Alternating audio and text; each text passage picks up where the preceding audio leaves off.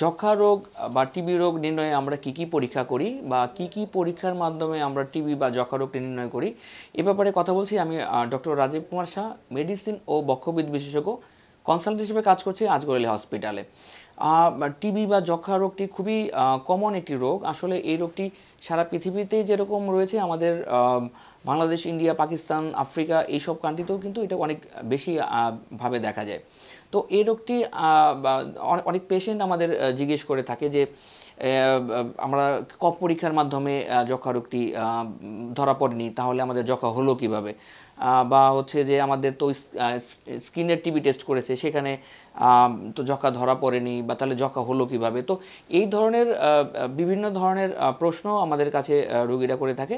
এ ব্যাপারে আজকে আমরা একটু আলোচনা করব, যাতে এই ইনফরমেশনগুলো আমাদের পেশেন্টদের কাছে যেয়ে থাকে। তো এ ব্যাপারে আমরা বলতে যাচ্ছি যে কফ পরীক্ষায় যে আমরা টিবি রোগটি ধরি, এটি আসলে ফুসফুসের টিবি। ফুসফুসের টিবি ধরাটা অনেক ক্ষেত্রেই সহজ, কারণ হচ্ছে যে কফ পরীক্ষা বাংলাদেশের সব জায়গায় করা যায়। এই সব জায়গায় যদি আমরা হচ্ছে একটা সিম্পল একটি টেস্ট করি, যে কফ পরীক্ষাটি, এতে কিন্তু হলো যে আপনার টিবি বা যক্ষা রোগটি ধরা পড়ে যায়।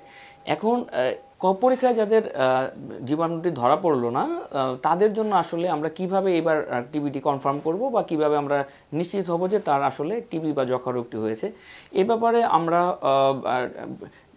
টিবি বা যক্ষা রোগের যে ডিএনএ টেস্ট সেগুলো করে থাকি। সেই ডিএনএ টেস্ট এই টেস্টগুলো অনেক ডিস্ট্রিক্টেও আছে, অনেক বিভাগীয় শহরে আছে, ঢাকা শহরেও আছে। এই টেস্টগুলো যদি করি আমরা, এটা একটি বিশেষ পরীক্ষা, যেটাকে আমরা জিন এক্সপার্ট বলি। এই পরীক্ষাটার মাধ্যমে কিন্তু অধিকাংশ ক্ষেত্রেই টিবির জীবাণু অল্প থাকলেও আমরা শনাক্ত করতে পারি। আবার যাদের তাতেও ধরা পড়লো না, তাদের যদি আমরা বুকের এক্সরে দেখে বা সিটি স্ক্যান দেখি যে সেখানে যে টিবির লক্ষণগুলো সেগুলো পরিষ্কার দেখা যাচ্ছে, তাহলেও কিন্তু আমরা বুঝতে পারি যে হয়তোবা তার টিবি হয়েছে। এখন কথা হচ্ছে যে যার কফে জীবাণু নেই, তাকে যদি আমরা টিবি কনফার্ম করতে চাই, তাহলে কিন্তু আমরা একটি মেশিনের মাধ্যমে তার যেটাকে বলে ব্রঙ্কোস্কোপ, এই ব্রঙ্কোস্কোপ মেশিনের মাধ্যমে কিন্তু আমরা তার শ্বাসনালীর থেকে তার যে সিক্রেশনগুলো, তার যে জীবাণুগুলা, তার যে ওই কফগুলা, ওগুলা কিন্তু আমরা কালেক্ট করে নিয়ে আসতে পারি। এবং এই ফ্লুইডের যদি আমরা টিবির জীবাণু টেস্ট করি, বি স্টেন করি অথবা জিন এক্সপার্ট করি বা ডিএনএ টেস্ট করি, তাহলে কিন্তু এই ক্ষেত্রেও কিন্তু অধিকাংশ ক্ষেত্রেই জীবাণু ধরা পড়ে যায়, এবং এই টিবির ডায়াগনোসিস বা নির্ণয় নিয়ে আমাদের কোনো সন্দেহ থাকে না। এরপরে দেখা যাচ্ছে যে এই লাংসের বাইরেও কিন্তু অনেক টিবি হয়, যেমন ফুসফুসের বাইরে পানি জমে যায়।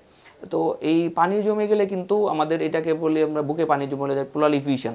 তো এই পানিটাকে কিন্তু আমাদের পরীক্ষা করতে হবে।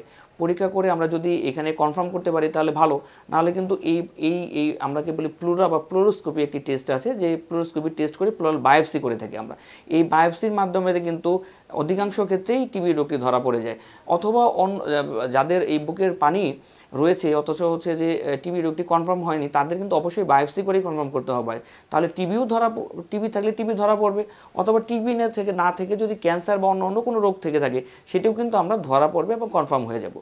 আবার দেখা যাচ্ছে যে কারো ক্ষেত্রে হচ্ছে যে আমাদের বোনস বা হচ্ছে হাড়ের ভিতরে টিবি হয়, সেগুলো কিন্তু আমরা এমআরআই করে অনেক ধরতে পারি।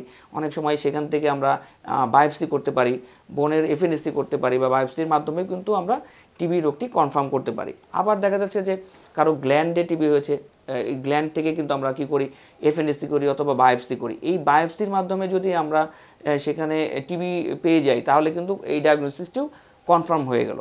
আবার কারো দেখা যাচ্ছে কিডনির ভিতরে হচ্ছে টিবি হয়েছে, তো কিডনির টিবি কিন্তু আমরা অনেক সময় যে এই যে আমাদের যে ইউরিনটা, এই ইউরিনের ভিতরে যদি আমরা টিবির টেস্ট করি, আমরা যদি এটার কালচার করি, অথবা হচ্ছে যে আমরা যদি এদের জিন এক্সপার্ট বা ডিএনএ টেস্ট করি, তাহলেও কিন্তু আমরা এই রোগটি ধরা ফেলতে পারি। কারো পেটের ভিতরে টিবি হয়, যেটা খাদ্যনালীতে আমরা পেয়ে থাকি। এই খাদ্যনালী টিবিও কিন্তু আমরা যাদের কারো কোলোনোস্কোপি করার মাধ্যমে সেখান থেকে স্যাম্পল নিয়ে যদি আমরা এটাকে হিস্টোপ্যাথোলজি করি, তাহলে কিন্তু এই রোগটি ধরা পড়ে যায়।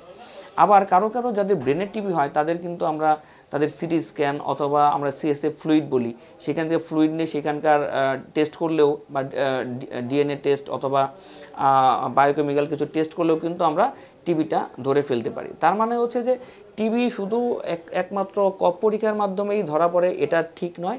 বিভিন্ন জায়গার টিবির জন্য বিভিন্ন ধরনের পরীক্ষা নিরীক্ষা করে আমরা কিন্তু টিবি রোগটি ধরে থাকি এবং কনফার্ম করেই কিন্তু আমরা আসলে ট্রিটমেন্ট দেই। তাহলে দেখা যাচ্ছে যে যেটা হয় যে পেশেন্টগুলো যে তাড়াতাড়ি ভালো হয়ে যায় এবং ভুল ট্রিটমেন্টের কোনো সম্ভাবনাই থাকে না। কারণ হচ্ছে যে অন্যান্য রোগগুলোও কিন্তু আমরা এই বায়োপসি বা এই টেস্টের মাধ্যমে আলাদা করে ফেলতে পারি।